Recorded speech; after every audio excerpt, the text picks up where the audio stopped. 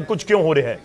पिछले 8 दिनों के विच ये 5वीं घटना है, क्योंकि अमृतसर दे विच बेअदबी की घटना हुई जदों सरोवर दे विच गुटका साहब के अंग पाड़ के सुट्टे गए।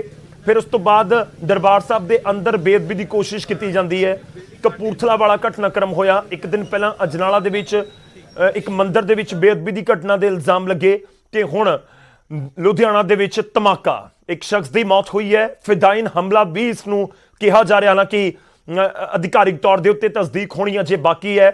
लाजमी तौर पर चिंता नूं वधाउण वाला यह पूरा घटनाक्रम नजर आ रहा है। सीधा लेके चलते हैं तुहानूं सहयोगी साडे मनोज राठी साडे कोल ने। मनोज किस नाल गल भी कर रहे हैं। मनोज तैयार नहीं हैगियां पर जांच बिल्कुल गौरव असीं कोशिश कर रहे हैं लगातार जिहड़े अफसर ने उन्हां नाल गलबात करन दी, लेकिन हजे तक किसी भी तरह का कोई पुलिस ऑफिसर जिहड़े अधिकारी इत्थे पहुंच रहे ने वो किसी भी तरह नूं मीडिया नाल हजे किसी तरह की कोई गलबात नहीं कर रहे। सिर्फ वो कहंदे नजर आ रहे हैं कि असीं इन्वेस्टिगेशन कर रहे हैं। एडीजीपी इंटैलीजेंस इत्थे पहुंचे सी, एएस राय उन्हां नाल असीं गलबात कीती है। उन्हां दा कहना है कि सारे जिहड़े तत्थ ने उन्हां नूं जोड़ के हुण सारा जिहड़ी चीज़ां है वो इन्वेस्टिगेट की जा रही है। इहदे विच 2-3 चीज़ां जिहड़ी मेन है। असीं लुधियाना जिथे इंसीडेंट होया उत्थे असीं खड़े बिल्कुल बाहर, जिथे हुण हालांकि हुण पुलिस फोर्स इत्थे ला दी गई है। इहदे विच जिहड़ी मेन चीज़ां ने वो असीं कोशिश कर रहे हैं। हालांकि सब तो वड्डी गल है कि इहदे विच जिहड़े मेन जिहड़ी चीज़ां ने उहदे विच पहला फैक्टर कि जिहड़ा ये गल सामने आ रही है कि जिहड़े बंदे की मौत हुई है वही हो सकता है, यानी कि वही हमलावर हो सकता है। हालांकि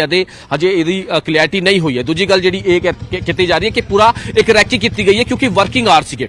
कोशिश करते असीं कि जिहड़े हालांकि अधिकारी तौर पर किसी भी तरह की कोई गलबात नहीं करता, लेकिन इहदे विच सब तो वड्डी गल इहदे विच है कि वर्किंग आवर च हो रहा 1 तो लैके 2 बजे तक लंच होता है। 1 तो लैके 2 बजे तक लंच होता है, लेकिन 1 बजे तो पहला यानी कि 12:15 12:30 एक पूरा इंसीडेंट होया, यानी कि पूरी रैकी की गई है। लेकिन एक गल होर असीं जानकारी लीती है कि किसी भी तरह की कोई अहम इत्थे सुनवाई तो नहीं सी किसी गैंगस्टर दी या किसी होर इंपॉर्टेंट जिहड़ा होर क्रिटिकल जिहड़ा कोई होर काफी बड़े किसी कैदी दी या फिर किसी गैंगस्टर की किसी तरह की कोई सुनवाई, इस तरह की कोई भी इत्थे हियरिंग नहीं सी, यानी कि वो एंगल हजे नहीं हो सकता। दूजा एंगल की है कि यानी कि पूरा प्री प्लान तरीके नाल इस पूरी वारदात नूं अंजाम दिता गया। जिहड़ा भी परसन आया सीगा जिहदी मौत हुई है ਉਹਦੇ ਤੇ ਸ਼ੱਕ ਜਾ ਰਿਹਾ ਹੈ, लेकिन हजे हालांकि ਜਿਹੜੀ इंटैलीजेंस है, ਜਿਹੜੀ एनआईए, ਜਿਹੜੀ ਫੋਰੈਂਸਿਕ है, ਜਿਹੜੀ रेस्क्यू टीम है, वो लगातार ये कहती नजर आ रही है कि हजे इन्वेस्टिगेशन च कई चीज़ां ਜਿਹੜੀ है वो कई क्लियर क्लूज ने वो जरूर मिले ने, लेकिन हजे ਉਹਨੂੰ अजी क्लीयर कर रहे हैं। यानी कि फोरेंसिक टीम होगी, एनआईए टीम होगी,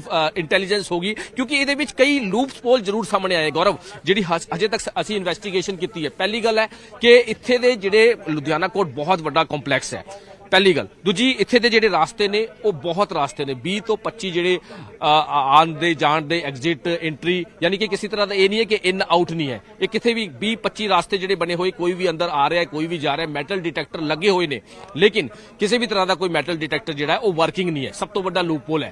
दूजी गल सिक्योरिटी नूं लैके तुसीं कहंदे कि असीं किसी भी कोर्ट कॉम्पलैक्स जांदे हैं तो उत्थे सिक्योरिटी जिहड़ी है वो टाइट हुंदी, यानी कि किसी भी परसन नूं अंदर जाण तो पहला पूरा चैक किया जाता है या फिर बिना वजह किसी नूं जाण नहीं दिता अंदर जाता। इत्थे इस तरह का कोई गल नहीं है, क्योंकि वर्किंग मेटल डिटेक्टर तो है ही नहीं, तो सिक्योरिटी की भी इस तरह की कोई गलबात इत्थे नजर नहीं आ रही। क्योंकि इस तरह के जिहड़े लूप पोल्स ने, जिहड़े बैड आंसर्स ने, जिहड़ी भी अज रैकी हुई है, जिहड़ी भी इस वारदात नूं अंजाम दिता है, जिहड़ी जगह क्योंकि साडे जिहड़े सहयोगी ने दिखा रहे हैं कि बाथरूम के बिल्कुल नाल जिहड़े फोटो स्टेट भी उत्थे बैठते हैं, उसी जगह ते खास तौर पर रश होंदा है जिथे ये वारदात हुई है, ये सारा जिहड़ा बॉम्ब ब्लास्ट होया। दूजी गल ये सारी चीज़ां जिहड़ी है जिहड़े एटीएस के अधिकारी भी इत्थे पहुंचे सी, उन्हां वल्लों भी कहा जा रहा है कि असीं इसी एंगल ते काम कर रहे हैं कि जिहड़ी भी रैकी की गई है, जिहड़ी रैकी पूरी की गई है कि कित्थे रश होंदा है, किते किते बैठदे, क्योंकि हड़ताल भी चल रही, स्ट्राइक भी चल रही सी इत्थे एडवोकेट, उहदे बिल्कुल 10 गज की दूरी ते कोर्ट रूम है जिथे जज भी बैठते हैं, उन्हां दे स्टैनो भी बैठते हैं, उत्थे हियरिंग भी होंदी है बिल्कुल 10 गज की दूरी ते। तां किते ना किते ये सारी जिहड़ी साजिश है, क्योंकि हुण मुख्यमंत्री वल्लों कई तरह की इहदे विच कीती गई है इन्वेस्टिगेशन च, लेकिन कई चीज़ां सामने आ रही हैं कि कोर्ट कॉम्पलैक्स च क्योंकि धमाका इन्ना तेज सीगा गौरव के जिहड़े आस पास के जिहड़ी नीचे बाहर तो जिहड़ी ग्रिल्स ने वो भी नीचे गिरी, ते गड्डियां जिहड़ी नीचे खड़ी सीगी ग्राउंड फ्लोर ते वो भी डैमेज हो गई। लेकिन इन्हें कह सकते हैं कि एक बड़ी साजिश जिहड़ी है वो इहदे विच हो सकती है। हालांकि इन्वेस्टिगेशन जरूर की जा रही है, क्योंकि हुण केंद्र वल्लों भी इहदी रिपोर्ट जिहड़ी है वो मंगी गई है आज शाम नूं 7:30 बजे, क्योंकि एडीजीपी इंटैलीजेंस वल्लों जिहड़ी जानकारी दी गई है सानू कि आज 7:30 बजे सीएम ने एक मीटिंग जिहड़ी है वो सद्दी गई है, जिहदे विच कई जिहड़ी रिपोर्ट्स है इन्हां तो मंगी गई है, सही कई चीज़ां ਜਿਹੜੀ ਹੈ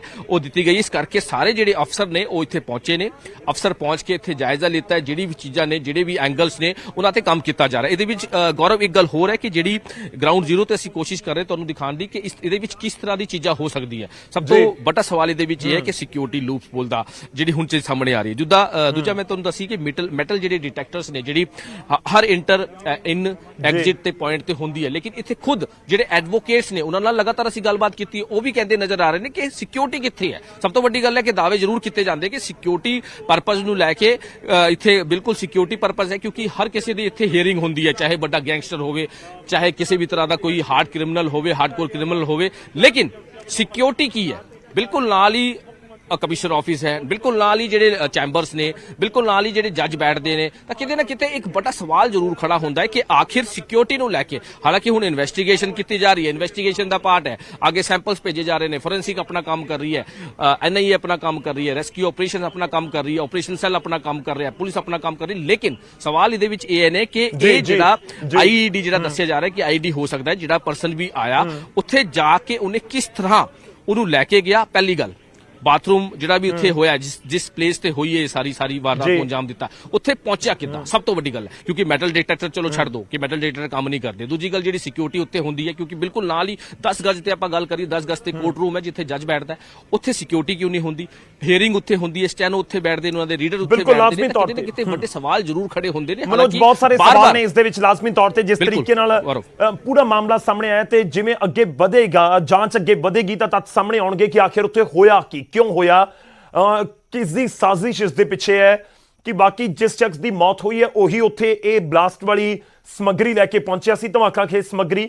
ਜਦ ਪਹਿਲਾਂ ਹੀ ਕਿਸੇ ਨੇ ਉੱਥੇ ਰੱਖ ਦਿੱਤੀ ਸੀ ਤੇ ਉਹ ਸ਼ਖਸ ਉੱਥੇ ਪਹੁੰਚਿਆ ਤੇ ਉਸ ਸਮੇਂ ਉਹ ਬਲਾਸਟ ਹੋ ਗਿਆ। ਬਹੁਤ ਸਾਰੇ ਸਵਾਲ ਨੇ ਜੋ ਇਸ ਸਮੇਂ ਪੰਜਾਬ ਦੇ ਲੋਕ ਜਾਣਨਾ ਚਾਹੁੰਦੇ ਨੇ ਕਿ ਆਖਿਰ ਇਸ ਦੇ ਪਿੱਛੇ ਸਾਜ਼ਿਸ਼ ਕਿਸ ਦੀ ਹੈ। ਵੱਡੀ ਖਬਰ ਦੇ ਉੱਤੇ ਲਗਾਤਾਰ ਬਣੇ ਹੋਏ ਨੇ ਸਾਡੀ ਟੀਮ ਦੇ ਸਾਰੇ ਮੈਂਬਰ। ਮਨੋਜ, ਫਿਲਹਾਲ ਦੇ ਲਈ ਧੰਨਵਾਦ। ਨਪਿੰਦਰ, ਤੁਹਾਡਾ ਵੀ ਧੰਨਵਾਦ। ਇਸ ਵੱਡੀ ਖਬਰ ਦੇ ਉੱਤੇ ਹੋਰ ਵੀ ਅਪਡੇਟ ਦੇ ਨਾਲ ਵਾਪਸ ਆਵਾਂਗੇ। ਰੁਕ ਰਹੇ ਹਾਂ ਛੋਟੇ ਜਿਹੇ ਬ੍ਰੇਕ ਦੇ ਲਈ।